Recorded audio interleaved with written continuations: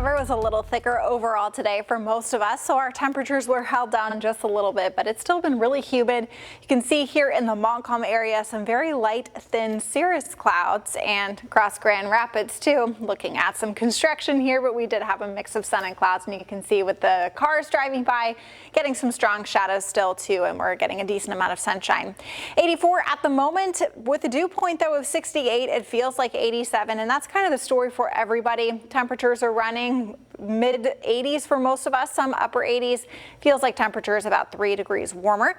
Wind now 12 miles an hour from the west, and the wind was pretty breezy earlier today for many. Across a lot of the upper Midwest and the Great Lakes, temperatures are not really hot, but it is super humid out there. So although those low 80s, mid 80s don't seem too bad, for most of us it does feel like 90 degrees or so.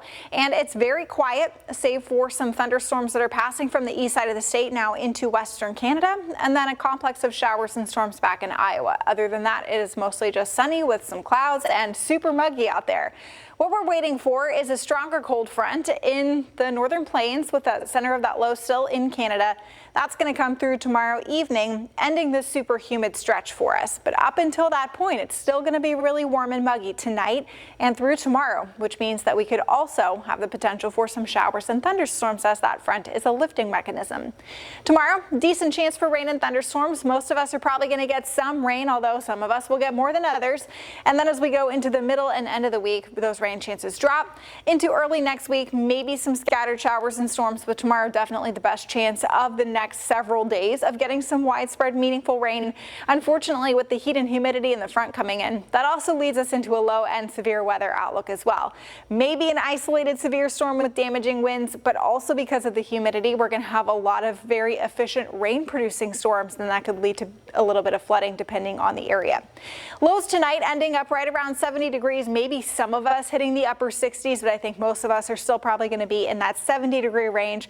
Pretty on par with last night, very muggy. And then as we go into tomorrow, middle 80s, we're going to have a little bit more cloud cover and those chances for rain and storms compared to today. There may be a few showers that try to move across Lake Michigan early in the morning to give us a nice little morning drench, and then a few more showers into the afternoon. But I think the best chance for some stronger storms is going to be around the 94 corridor and through the afternoon and early evening.